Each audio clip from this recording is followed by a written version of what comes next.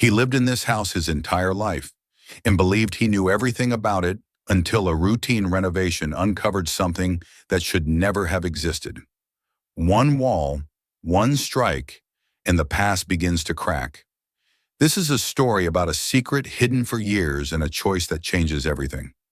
Watch until the end, share your thoughts in the comments, support the video with a like, share it with others, and subscribe so you don't miss the next intense stories. The house had never surprised him.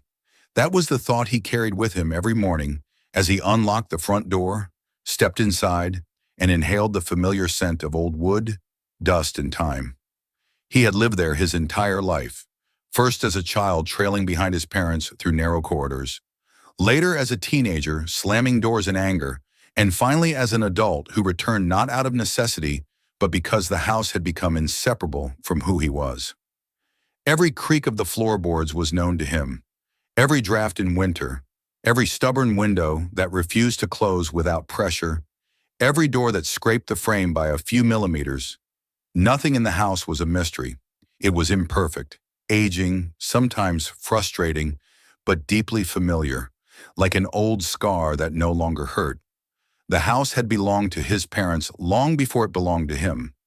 His father had repaired it piece by piece over decades, never trusting contractors, always insisting that a man should know the bones of his own home. His mother had kept everything else together, filling rooms with modest furniture, practical shelves, and boxes of things that might one day be useful. When they were gone, the house remained exactly as they had left it, not frozen in time, but gently settling into quiet. He had changed little, some habits, some objects, but the walls stayed where they had always been, enclosing memories as much as rooms.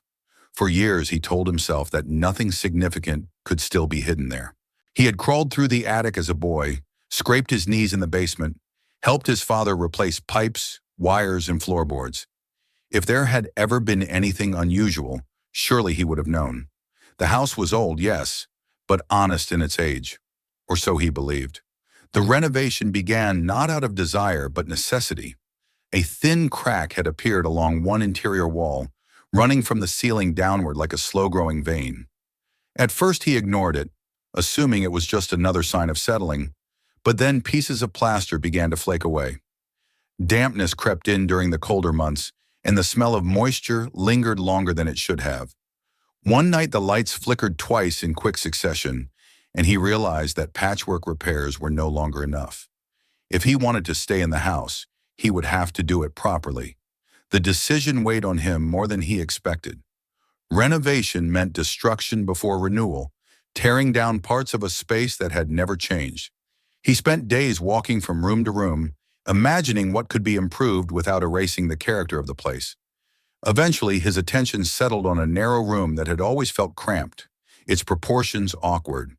If one of the interior walls were removed, the space could open up, letting in more light and air. The idea felt practical, reasonable. That wall, he was sure, was not load-bearing.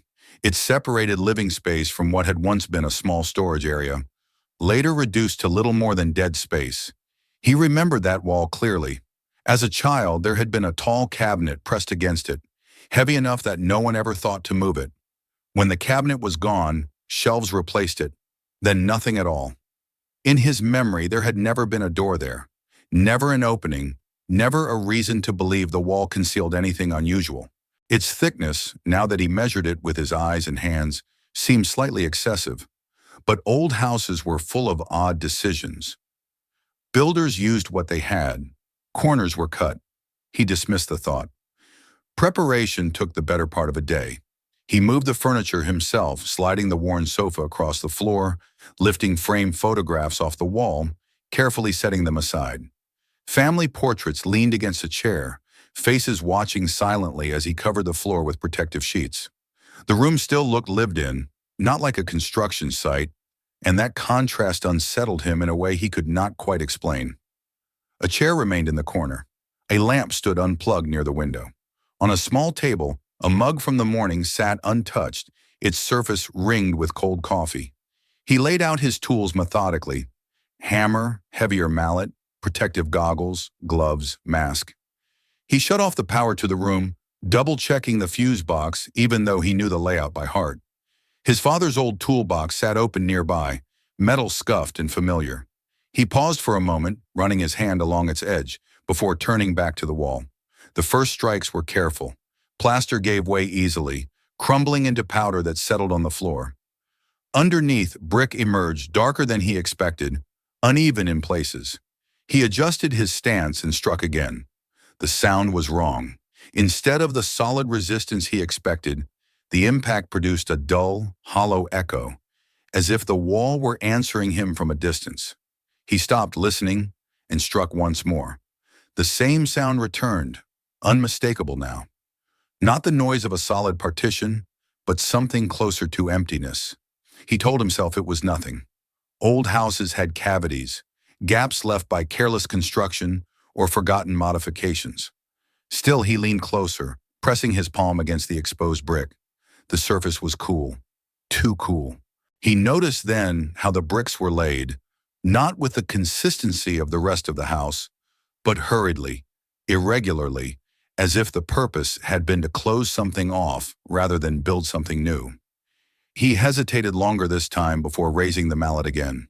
When he struck, a small fissure appeared between the bricks, followed by a faint breath of air that carried a different smell. It was dry, stale, untouched by the life of the house. Dust fell in a thin stream, and from the crack came a chill that did not belong to the room. His heart began to beat faster, not from fear exactly, but from the sudden realization that he was no longer dealing with a simple renovation. He widened the opening carefully, prying loose one brick at a time. As the hole grew, darkness revealed itself behind the wall, deeper than the thickness of the brick should have allowed. This was not a shallow cavity. This was space.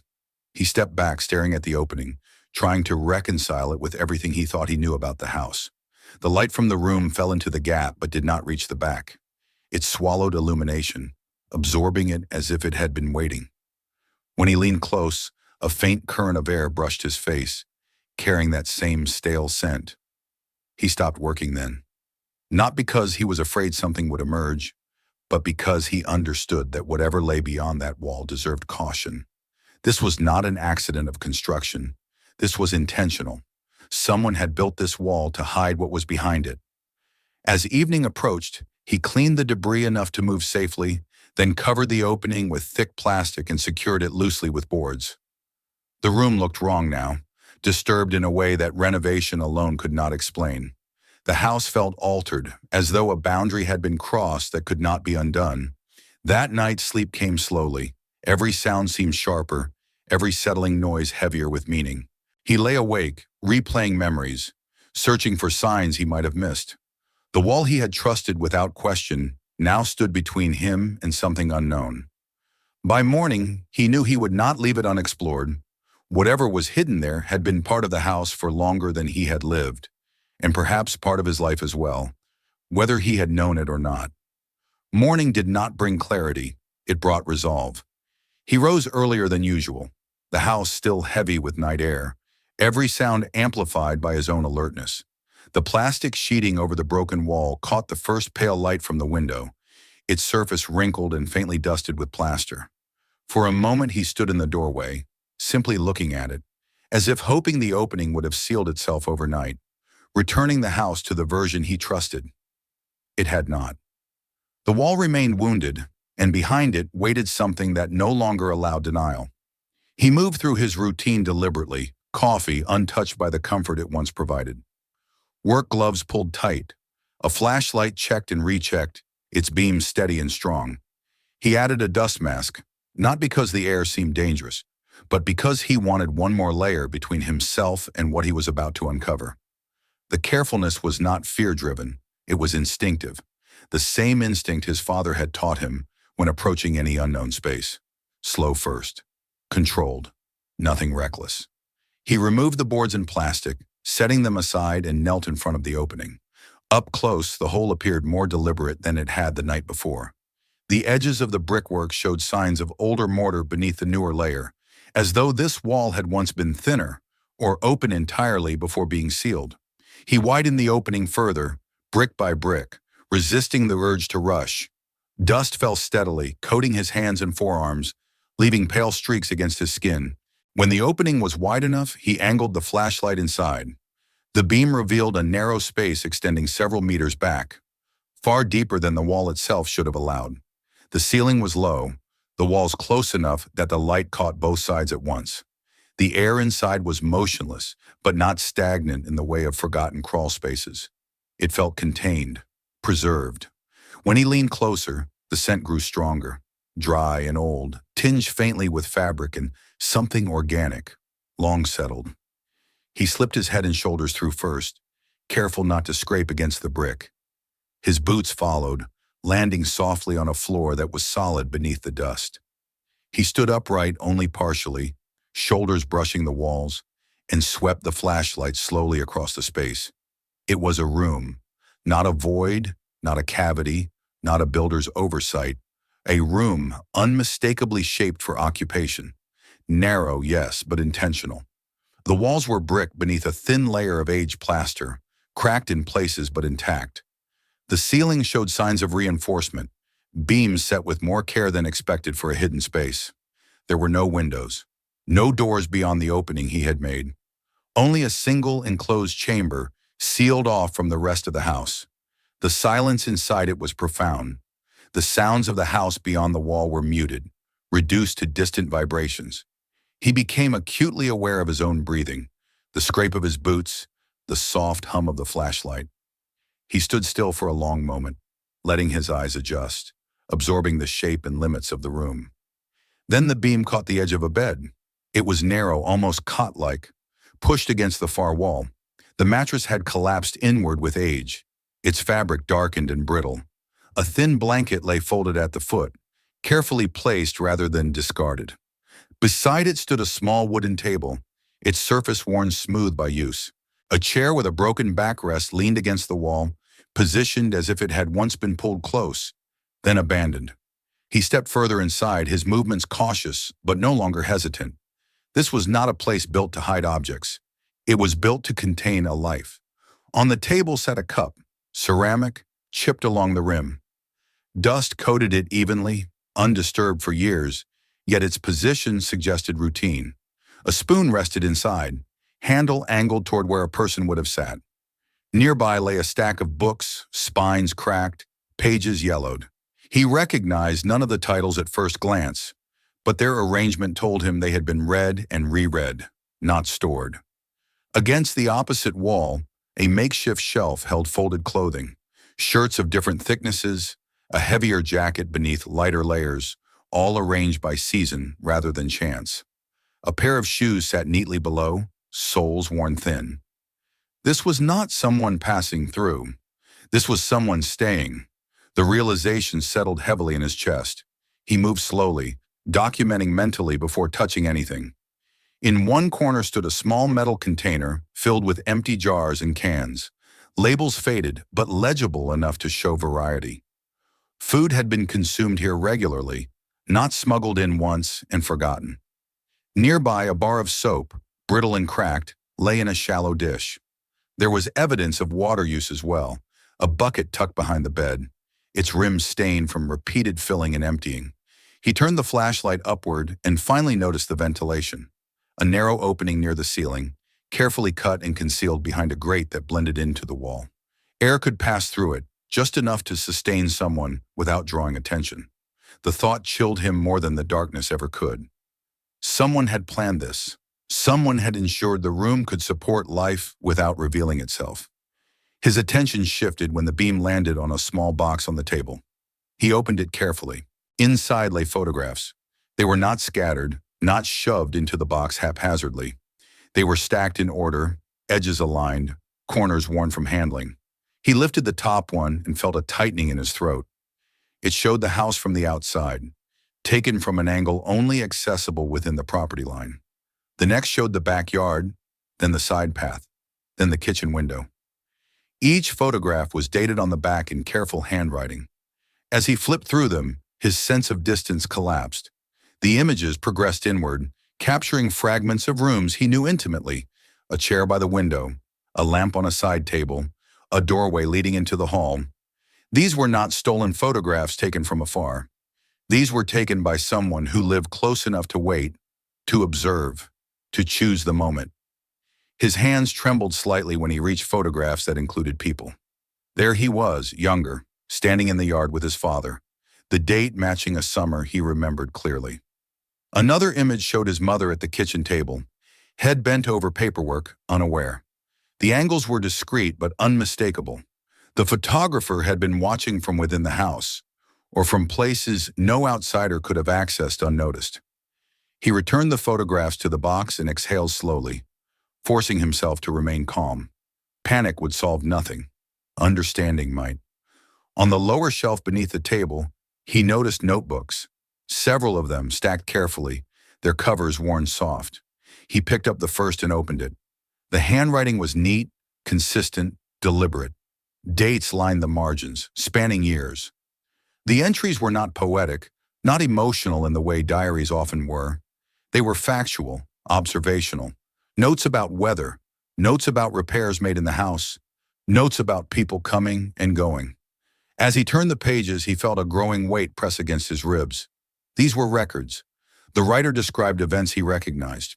Holidays, illnesses, arguments. Periods when the house was empty. Small details leapt out, details he had never spoken aloud, habits his family never discussed with outsiders. The entries confirmed what the photographs had already suggested. This person knew the rhythms of the household intimately.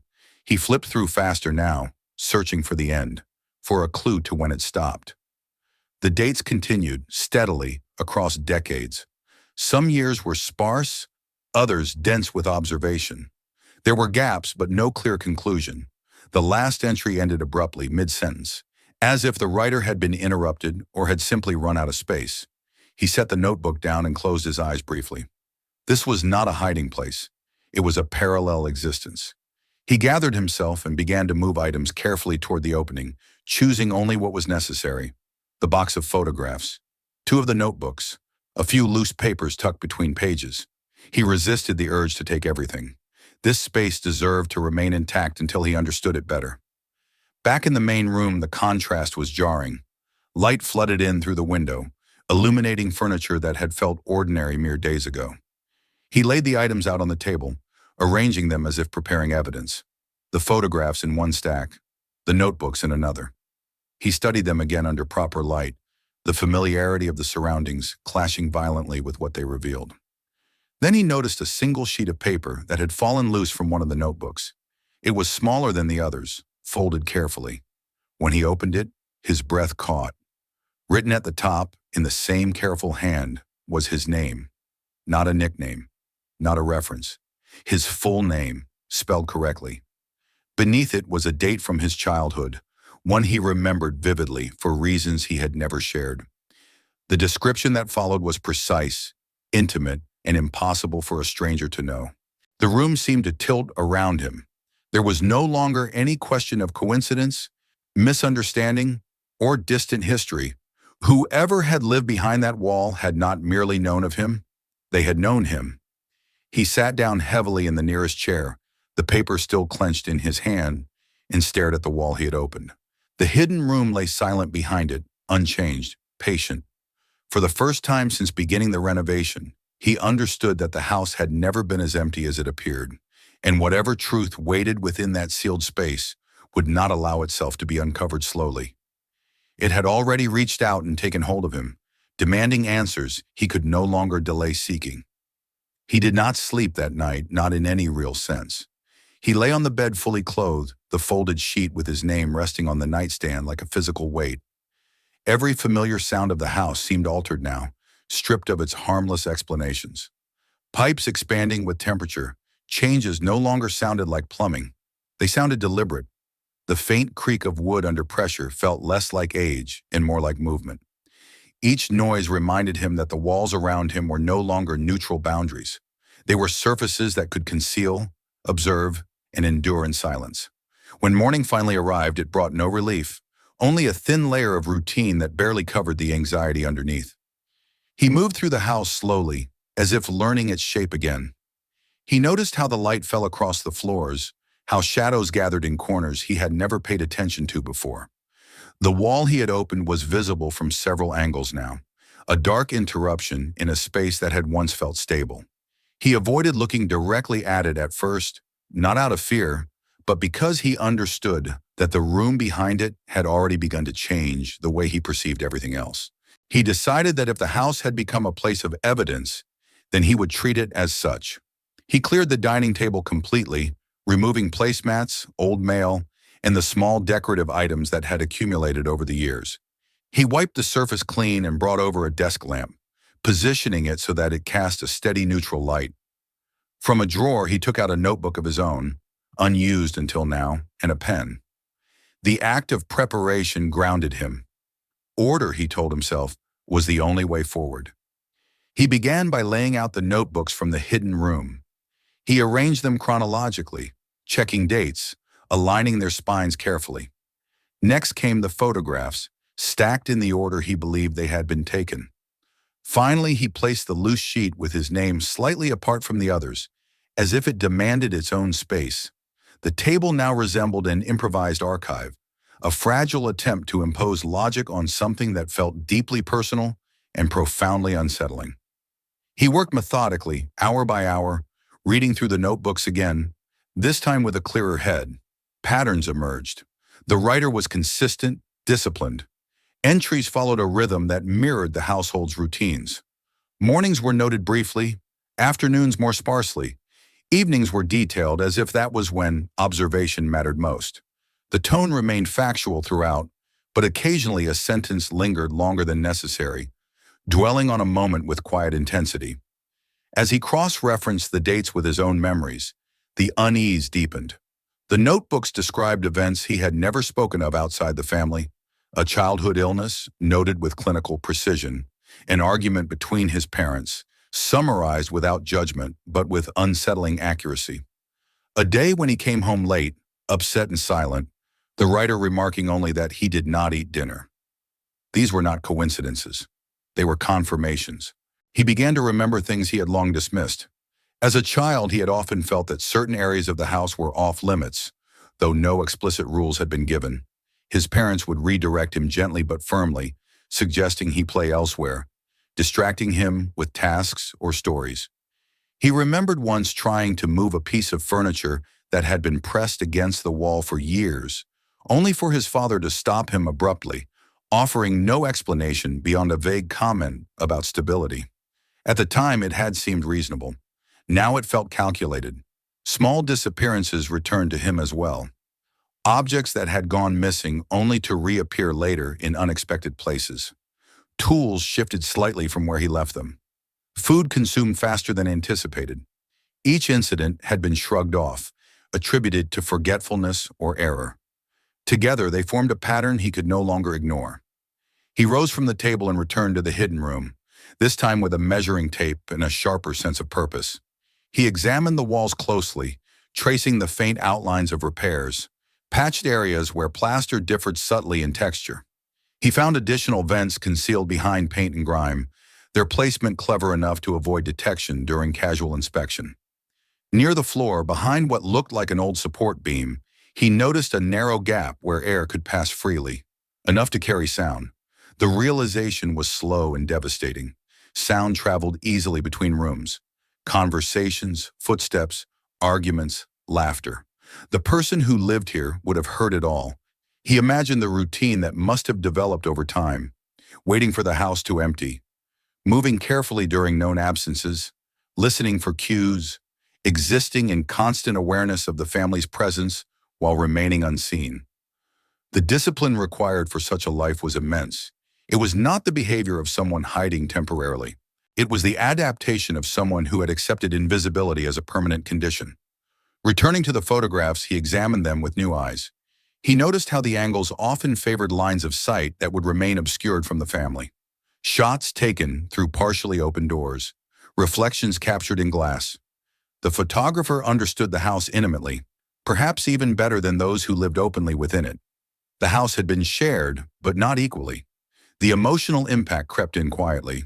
He caught himself pausing mid-step, listening. He locked doors he had never locked before. When he showered, he felt exposed in a way he never had. The house had not changed physically overnight, yet its psychological landscape was unrecognizable. What had once been shelter now felt compromised, its walls unreliable witnesses to everything he thought was private. At times, anger surged unexpectedly, not at the unknown figure behind the wall, but at his parents. The thought was disloyal, painful. He had loved them deeply, trusted them implicitly. The idea that they might have known about the room, about the person inside it, and chosen silence over honesty was difficult to accept. He argued with himself internally, offering excuses, imagining circumstances that might justify such secrecy.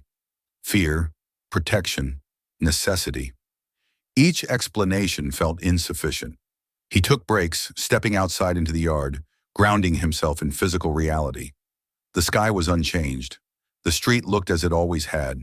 Neighbors passed without suspicion.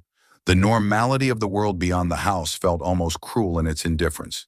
He realized then how isolated the truth had been, sealed not only behind a wall, but within a family that never spoke of it. By late afternoon, he turned his attention to paperwork. He retrieved old folders from a storage cabinet, spreading them out on the floor. Deeds, permits, receipts, handwritten notes from his parents. He searched for anything related to construction, repairs, materials purchased over the years. Some entries matched renovations he remembered clearly. Others did not. There were receipts for bricks and cement dated to a period when no major renovation had taken place, at least none he could recall. Notes about structural reinforcement without clear context. A vague reference to interior adjustment, written in his father's hand, with no accompanying explanation. Individually, these details meant little. Together, they suggested intention. The most troubling discovery came when he compared the house's documented square footage with his own measurements. The difference was small, easily overlooked, but it was there. A missing fraction of space that aligned disturbingly well with the dimensions of the hidden room. The official plans did not account for it. The house, on paper, was slightly smaller than it was in reality. He sat back on the floor, surrounded by papers, feeling the weight of that discrepancy. It meant that the room had either never existed officially or had been deliberately removed from record. Either option implied a decision made by someone who understood the consequences. As evening approached, he gathered the documents into a separate stack, distinct from the notebooks and photographs. The lines between evidence and memory were blurring, but he needed to maintain separation if he was going to uncover the truth without being consumed by it. He knew then that personal investigation would not be enough. The house held answers, but they extended beyond its walls. There were records outside this space, people who remembered, systems that archived what families chose to forget. He would need to step into that world, confront the past not only as a son, but as someone seeking accountability. Before closing the hidden room for the night, he stood once more in its center, flashlight lowered. The silence felt heavier now, charged with meaning. This place had not been abandoned by accident. It had been sealed deliberately, its existence erased through layers of brick, paperwork, and silence. As he replaced the temporary barrier and turned off the lights, he understood that the sense of safety he once associated with the house was gone for good. In its place was something more fragile and more dangerous. The awareness that truth, once uncovered, cannot be resealed as easily as a wall. And tomorrow, he would begin searching for answers beyond the confines of the house, knowing that each step forward would carry him further from the life he thought he had lived. The next morning, he left the house with a folder under his arm and a weight in his chest that had not been there before. The street looked unchanged, neighbors tending to their routines, cars passing at familiar intervals. It struck him how easily the world continued while something foundational in his own life had shifted beyond repair. He locked the door carefully, pausing longer than usual, aware that the house behind him was no longer just a home, but a repository of unanswered questions. He had spent the early hours organizing what he would need. Copies of the house deed, old renovation receipts, faded blueprints folded and refolded over the years. Photographs of the hidden room taken from multiple angles, measurements noted precisely in his own handwriting. He resisted the urge to bring the notebooks or photographs from behind the wall. Those felt too personal, too volatile. What he needed now was not confession, but confirmation.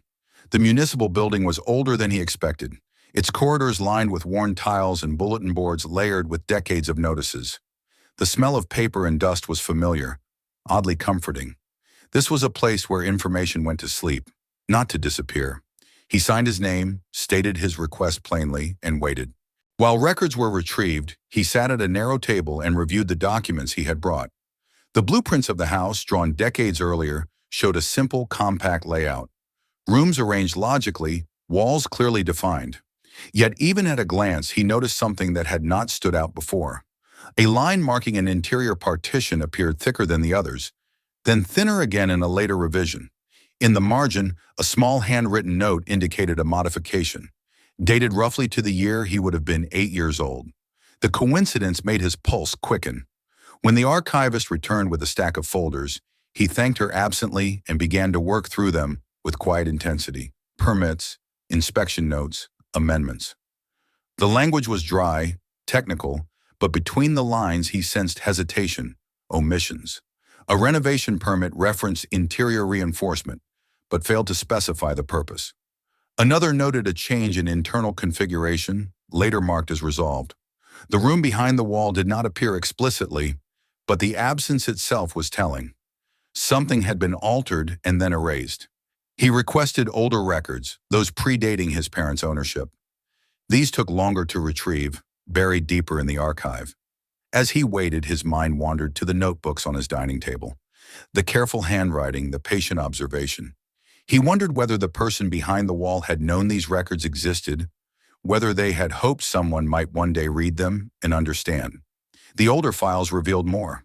A previous owner's name appeared repeatedly, linked to structural changes that had reshaped the house from its original form. One document listed a secondary interior space, vaguely described without dimensions. In a later revision, that reference vanished. No explanation followed. No follow-up inspection seemed to have questioned the discrepancy. He compared dates obsessively. The year that vague space disappeared from record aligned precisely with the year the notebook shifted in tone. Earlier entries were exploratory, cautious. Later ones were resigned, systematic. The hidden room had not always been hidden.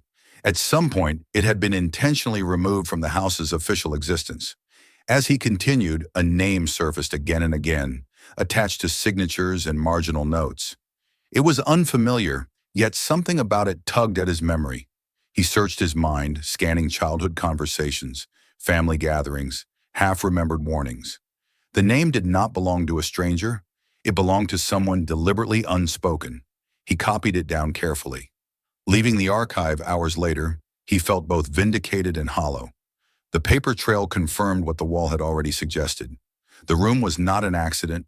It had been designed, documented, and then erased. Someone had made a choice, one that required planning, resources, and silence. Back home, he spread the new documents across the table, layering them atop his earlier findings. Patterns sharpened. Renovation receipts aligned with permit dates. Structural notes mirrored changes he had observed physically. The house, it seemed, had undergone a quiet transformation under the guise of maintenance, its true purpose concealed behind bureaucratic language. He searched his parents' remaining papers more aggressively now. Old letters tucked into envelopes, their edges softened with time. Notes written in haste, never sent. In one folded sheet, he found the same name from the archive, mentioned briefly then crossed out. There was no context, no explanation, only the unmistakable act of erasure. The realization left him standing motionless for several minutes. This was not forgetfulness. This was avoidance. He reached out to secondary sources, places where information lingered in fragments rather than files. A public registry confirmed that the name had once been legally connected to the address. Hospital records, limited but accessible through open indexes, hinted at treatment periods and restrictions. Court documents, sparse and procedural, suggested disputes that had never fully resolved. Each discovery added weight to the narrative forming in his mind.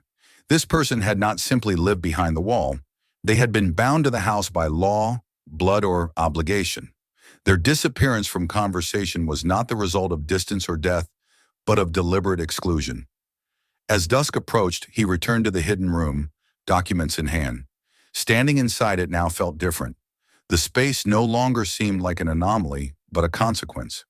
The bricks, the ventilation, the careful isolation all pointed toward a decision made under pressure. Whether born of fear, desperation, or control, it had reshaped lives on both sides of the wall. He sat on the edge of the narrow bed and reviewed the dates one last time. The pattern was undeniable. At a certain point in the past, the family had chosen concealment over resolution. The house had become a mechanism for silence. That night, he did not seal the opening completely. Instead, he left it partially exposed, as if acknowledging that the truth, once uncovered, could no longer be hidden behind convenience. He understood now that the answers he sought would not be found solely in documents or bricks. They lived in memories, in shared glances, in the things people chose not to say. The next step was clear. There were people still alive who remembered those years, who had watched the house and its occupants with curiosity or concern. Neighbors who had seen renovations, who had noticed absences, who had sensed something amiss but never spoken aloud. If the past had been buried beneath silence, it was time to ask those who had lived alongside it. As he turned off the lights and prepared for another restless night, he felt the shape of the story tightening around him. The house had yielded its physical secrets. Now it was the human ones that awaited him, fragile and dangerous, hidden not behind walls but behind decades of quiet agreement. He began with the houses closest to his own, not out of strategy but because proximity felt appropriate. If the truth had been visible to anyone, it would have been to those who shared the same stretch of street, who had watched the house through seasons and years, who had seen its owners come and go. The neighborhood had aged along with the buildings. Some faces were gone, replaced by strangers, but others remained, shaped by time, memory, and routine. The first door he knocked on belonged to a woman who had lived there longer than he could remember. She greeted him with polite familiarity, her expression warm but guarded. He did not ask direct questions at first. He spoke of renovations, of discovering how much older the house truly was, of being surprised by how little he knew about its past. She listened patiently, nodding, offering small comments about how things were built differently back then, how people did what they could with what they had. Only when he mentioned the year of the interior renovations did her posture shift. It was subtle, barely noticeable, but unmistakable. She paused before responding, her gaze drifting briefly past him, toward the street. She said she remembered work being done, remembered noise and dust, but could not recall details. Her words were cautious, rehearsed in tone if not in content. When he gently asked whether anyone else had lived in the house during that time, her answer came too quickly. "No," she said, "just your parents." He thanked her and left, unsettled not by what she had said but by how she had said it. The second conversation yielded more. An elderly man 2 houses down invited him inside, insisting he sit before speaking. The living room smelled of old books and tea. Photographs lined the walls, documenting a life deeply rooted in the neighborhood. When he spoke of the house and its history, the man listened intently, his eyes narrowing slightly as memory stirred. There had been renovations, yes. There had been noise at odd hours. He recalled seeing the father carrying materials inside late in the evening, working alone when others would have waited for daylight. There had been times when lights were on in parts of the house that, according to the man's understanding, should have been empty. He had thought nothing of it at the time. People had their reasons. Privacy was respected. When asked if he had ever seen anyone unfamiliar entering or leaving the house, the man hesitated. Then he nodded slowly. There had been someone, he said, rarely seen, always careful, never during the day. He could not say where the man came from or where he went, only that he had the look of someone trying not to be noticed. The description aligned too closely with the photographs to dismiss. As he moved from house to house, a pattern emerged. No one offered a full account, but fragments overlapped. Nighttime activity, unusual repairs, and unspoken understanding that questions were unwelcome. Some neighbors denied remembering anything at all, their expressions tight, their answers clipped.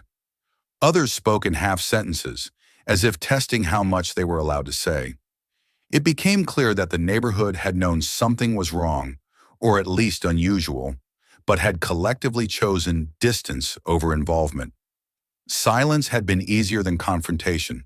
Respect for privacy had shaded into complicity. One woman who had once been close to his mother provided the most painful insight. She spoke gently, her voice weighted with regret.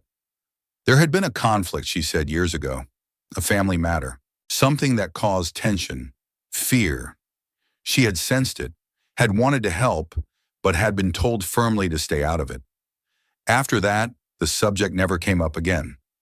When he pressed her carefully about the name he had found in the archives, she closed her eyes.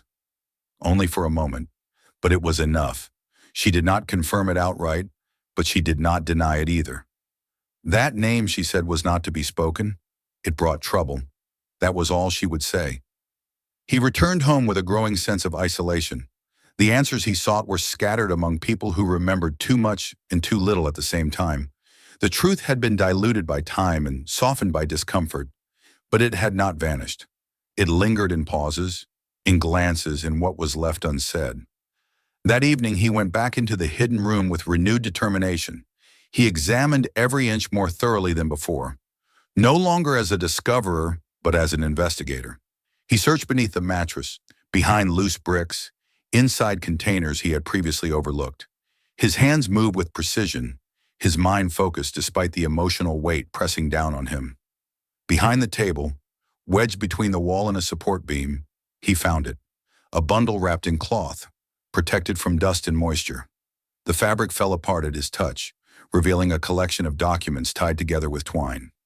Letters, official papers, medical forms, and handwritten notes filled the bundle, their edges worn but their content preserved. He sat on the floor and began to read. The documents confirmed what he had begun to fear. The person who lived behind the wall was not a stranger, not an intruder. He was family, closely related, his connection undeniable in the shared names, addresses, and signatures. The papers outlined a history of instability, of episodes that frightened those around him. There were references to treatment, to warnings issued by professionals, to decisions made under pressure. Yet alongside these were letters written in a different tone, appeals, apologies, attempts at reconciliation. They painted a picture of a man aware of his struggles, desperate not to be erased, not to be hidden away. The handwriting matched the notebooks. The voice was the same, stripped of observation and laid bare. He read until his eyes burned and his head throbbed. The final document in the bundle was dated years after the others. It bore a familiar signature, his father's. The language was formal, restrained, but the implication was devastating. A decision had been made, a solution implemented, responsibility assumed. The house had been adapted to accommodate that solution quietly, permanently. He understood now why the neighbors had avoided specifics, why the records were incomplete, why the wall had been built with such care. This was not neglect. It was design. He sat there for a long time, the documents spread around him like fragments of a shattered past. The house was silent, but the silence no longer felt empty. It was heavy with all that had been contained within it. When he finally stood and stepped back into the light of the living room, he knew that whatever lay ahead would be irreversible. The truth was no longer a collection of suspicions or partial memories. It was a documented reality, one that implicated not only the house, but the people he had loved most. The final illusion fell away then. His parents had not simply failed to speak of the man behind the wall. They had chosen to remove him from the world while keeping him close enough to control. The house had been their solution, their secret, their compromise with fear. As night settled in, he felt the weight of the next choice pressing in on him. Knowing the truth was no longer the goal. Deciding what to do with it was. The papers did not feel like paper anymore. They felt like weight, like something physical pressing against his chest as he carried them out of the hidden room and laid them once more on the dining table. By now, the table had lost all resemblance to a place meant for meals. It was an altar to evidence, memory, and consequence. Every document he unfolded pulled another thread from the past, tightening the knot around everything he thought he understood about his family. He began at the beginning, forcing himself to read slowly, carefully, resisting the urge to jump ahead to conclusions. Names appeared repeatedly, linked by addresses, dates, and signatures. The connection was undeniable.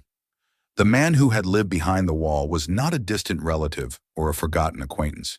He was blood, a close relation whose existence had been systematically erased from spoken memory, but preserved in paper, brick, and silence. Photographs from years before his birth showed the man younger, healthier, standing beside his parents in settings he recognized from family albums. The resemblance was impossible to ignore now that he allowed himself to see it. The same structure of the face, the same hands, the same posture, caught mid-movement. He felt a dull ache settle behind his eyes as the realization deepened. This was not an intruder hidden in the walls of his childhood home. This was someone who had once been part of its visible life. The documents traced a gradual unraveling. Medical reports spoke in cautious, detached language of instability, of episodes that required supervision. There were references to treatment that had been started and abandoned, to recommendations that had been deemed impractical or dangerous. The words never accused directly, but their implications were clear. The man had frightened the family, not once, but repeatedly, enough to convince them that ordinary solutions were no longer enough. Court papers followed, sparse but revealing. Disputes over property, temporary restrictions, statements that hinted at threats without ever describing them fully. Each page suggested a family under strain, trapped between fear and obligation, struggling to protect themselves without destroying one of their own. He could see how the situation might have felt impossible, how desperation could masquerade as responsibility. Then came the letters. They were different from the notebooks. Gone was the detached observer. In their place was a voice raw with awareness. The man wrote of understanding why he was feared, of recognizing his own volatility. He asked for patience, for help, for a chance to exist without being erased. In some letters he promised change. In others he pleaded simply not to be shut away. Reading them felt intrusive, as though he were overhearing a conversation never meant for him, yet one that had shaped his entire life. The timelines sharpened into something terrible and precise. After a final incident, described only obliquely in the documents, a decision had been made. Treatment had failed. Legal avenues were complicated. Exposure would bring shame, scrutiny, perhaps the loss of the house itself. Somewhere in that narrowing set of options, his parents had chosen control over resolution. The house became the instrument of that choice. Plans sketched on scrap paper matched the alterations he had seen firsthand. Reinforced walls, modified ventilation, a space designed not for comfort, but for containment. The hidden room was not built hastily in panic. It was constructed methodically, with the care of people determined to make a permanent solution appear temporary then invisible. He imagined the moment when the wall was sealed for the final time. The sound of bricks being laid, mortar smoothing over the last visible trace of an opening. The knowledge that from that moment on, a life would continue only inches away, unheard by the outside world unless one chose to listen. The thought made his stomach turn. What disturbed him most was not the brutality of the act, but its duration. This was not confinement for days or weeks. The notebooks made that clear. Years passed. Seasons changed. He grew from child to adult, while another human existence unfolded silently beside him. Someone ate, slept, waited, and aged behind a wall while the rest of the family moved forward, celebrating birthdays, mourning losses, living as though the house contained no such shadow. He tried to reconcile the parents he had loved with the people capable of sustaining such an arrangement. He remembered his father's insistence on self-reliance, his mother's quiet vigilance. He began to see those traits differently now, as mechanisms for maintaining control rather than simple values. Their kindness had not vanished, but it had been directed inward, toward preserving the family as they defined it. The realization brought neither hatred nor forgiveness, only a profound sense of rupture. His childhood memories remained intact, but their context had shifted. Moments of safety now coexisted with an unseen captivity. Laughter echoed alongside silence he had never noticed. The house had held two lives, one acknowledged, one denied. He revisited the hidden room again, standing in its center with the documents in his hands. This time, he did not see it as a mystery or even as a crime scene. He saw it as the endpoint of fear left unresolved. The ventilation openings, the narrow bed, The careful placement of objects spoke of endurance rather than resignation. The man behind the wall had not stopped existing. He had adapted. That adaptation haunted him. He examined the final entries in the notebooks more closely. The handwriting grew shakier toward the end. The observations thinned, replaced by fragments of reflection. There was no dramatic ending, no final declaration, just an abrupt silence. The documents offered no clear explanation for how the man's life had ended. There was no death certificate among the papers, no official closure, only absence. The implications unsettled him deeply. Had the confinement ended quietly? Had illness claimed its course unnoticed? Or had the silence been enforced even more completely than before? The lack of answers felt deliberate, another layer of protection against questions no one wanted asked. As night fell, he sat alone in the living room, the open wall visible in the dim light. He considered the legal reality of what he now knew. Even if his parents were gone, the actions documented here could still carry weight. At the very least, they represented a grave moral failing. At worst, something far darker. The law might call it neglect, unlawful confinement, abuse, or it might shrug, constrained by time and insufficient evidence. The choice before him sharpened into focus. He could seal the wall again, box the documents, and carry the knowledge alone. The house would remain his. The past would stay buried, and the man behind the wall would remain what he had always been to the world, non-existent. Or he could speak. To do so would mean surrendering the illusion of a private reckoning. It would invite scrutiny into his family, his home, his own complicity through inheritance and silence. It would force others to confront what they had suspected but avoided. It would change how he was seen and how he saw himself. He rose and walked to the opening, resting his hand against the exposed brick. The wall no longer felt solid. It felt like a question left unanswered for too long. He understood then that whatever the legal outcome might be, silence would make him a continuation of the same decision that had built this room in the first place. The truth, once uncovered, demanded motion. As he gathered the documents into a single stack and placed them carefully in a box, he knew the final chapter of this story would not be written by walls or by fear, but by what he chose to do next. The morning after he gathered the documents into a single box, the house felt different again. Not calmer, not resolved, but altered in a way that suggested movement rather than suspension. The weight that had pressed on him for days no longer sat in one place. It shifted with every step he took, every glance toward the open wall, every thought of what silence had cost and what truth might still demand. He began by making the truth durable. He photographed the hidden room systematically, not as a curiosity but as a record. Wide angles first, showing the room in relation to the rest of the house, then closer details, the bed, the table, the ventilation openings, the brickwork that revealed deliberate reinforcement. He documented the dimensions carefully, measuring the space and noting how it aligned with the missing square footage in the official plans. Each photograph was taken slowly, deliberately, as though speed itself might cheapen what he was doing. Next came the documents. He scanned each page, preserving both sides, capturing stains, creases, and handwritten notes. The medical reports, the court papers, the letters, the final document bearing his father's signature. He numbered everything, cross-referencing dates with entries from the notebooks and permits from the archives. It was tedious work, but the tedium steadied him. This was not an act of revenge or exposure. It was an act of preservation. If the truth was going to exist outside his memory, it needed structure. As the day progressed, he realized that the act of organizing had changed his relationship to the past. The documents no longer felt like accusations hurled at the dead. They felt like testimony, incomplete and imperfect, but honest. They did not simplify what his parents had done, but they made it impossible to pretend that complexity erased responsibility. When he finished, he sat for a long time at the table, the box closed but not sealed. The house around him was quiet, its sounds once again identifiable as pipes, wind, distant traffic.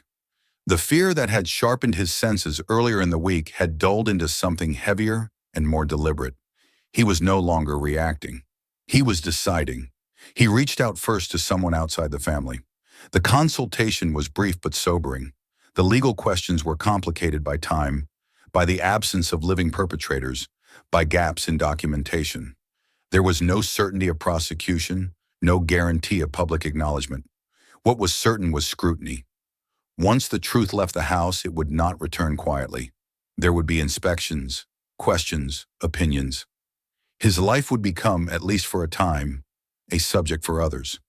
He ended the call and sat back, absorbing the implications. Silence would be easier. No one would force him to speak. The house could be repaired, the wall rebuilt. The documents could be stored, forgotten by everyone except him. The street would remain peaceful. His parents' memory would remain uncomplicated in the eyes of others. But ease had a cost.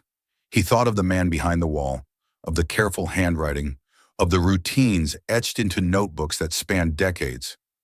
He thought of the adaptation required to live unseen, of the patience demanded by forced invisibility. Whatever that man had done, whatever fears he had inspired, his existence had been reduced to something that fit behind brick in denial. That reduction had not ended with his death. It continued as long as no one acknowledged it. By late afternoon, word began to spread quietly. A neighbor stopped by under the pretense of asking about the renovation. Another passed slowly, glancing toward the house with open curiosity. Someone had noticed the open wall, the increased activity. He did not volunteer information, but he did not deflect questions either. When asked directly whether something unusual had been found, he answered simply that the house had more history than he had known. The reactions were mixed. Some expressed concern, others discomfort. A few urged him to leave the past alone, to consider what would be gained by reopening wounds. He listened to all of it without argument. Their responses confirmed what he already understood. Silence had been a shared habit, not just a family one. The formal process began soon after. Inspectors came, their presence transforming the house into a site of examination rather than habitation.